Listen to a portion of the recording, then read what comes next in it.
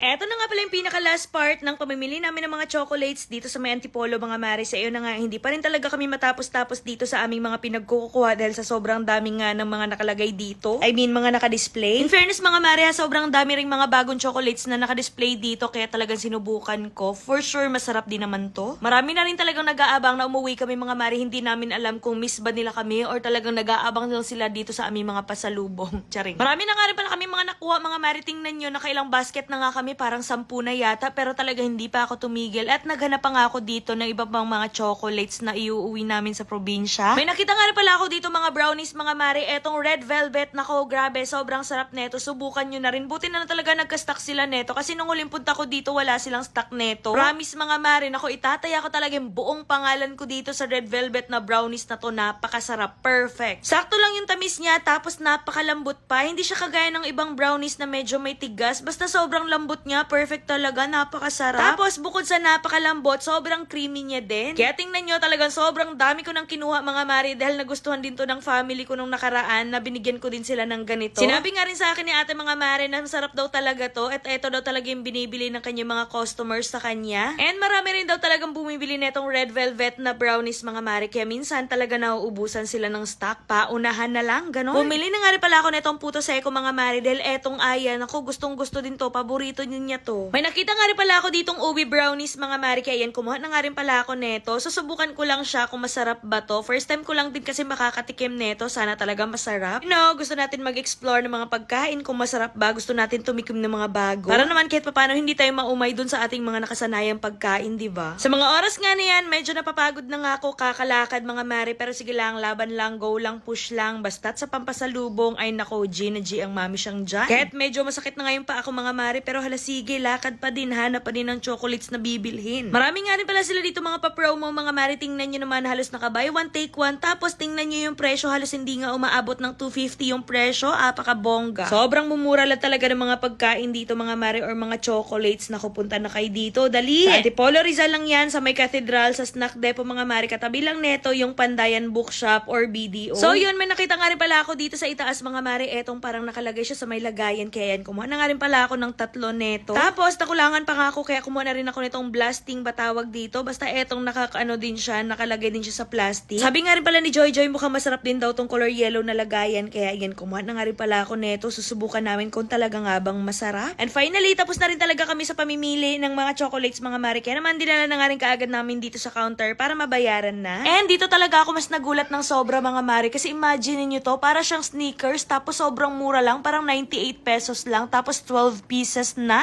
98 pesos lang guys, tapos 12 na yung laman niya. Ito yung laman niya. Wow. 12 pieces siya. 98 lang.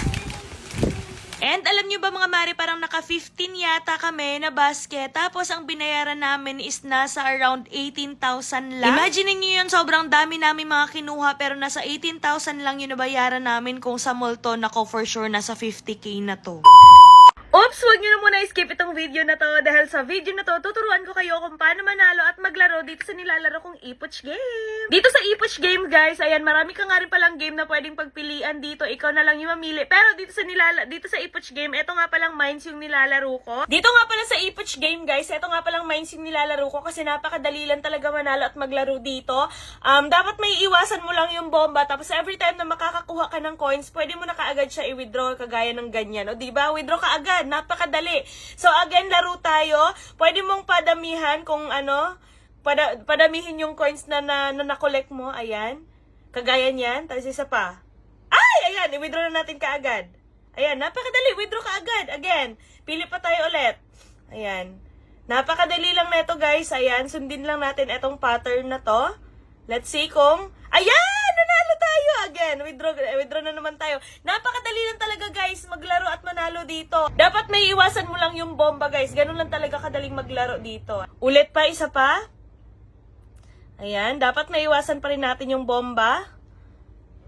Isa pa, last na. Ayan! Nanalo ulit! Withdraw na naman. naman. O diba, ganun lang talaga kadaling manalo at maglaro dito sa may ePoch Games, guys. At para makapaglaro kayo, guys, kailangan nyo nga rin pala muna mag-cash in dito. Pindutin nyo lang etong plus na nasa taas. Ayan, pindutin mo lang yan. Tapos mamimili ka kung nasa magkano yung ika-cash in mo via GCash. Kaya sa mga gusto manalo at maglaro, merong link dyan sa comment section. Kaya naman mag-download at mag-register na rin kayo para manalo at makapaglaro na rin kayo dito sa may ePoch Game.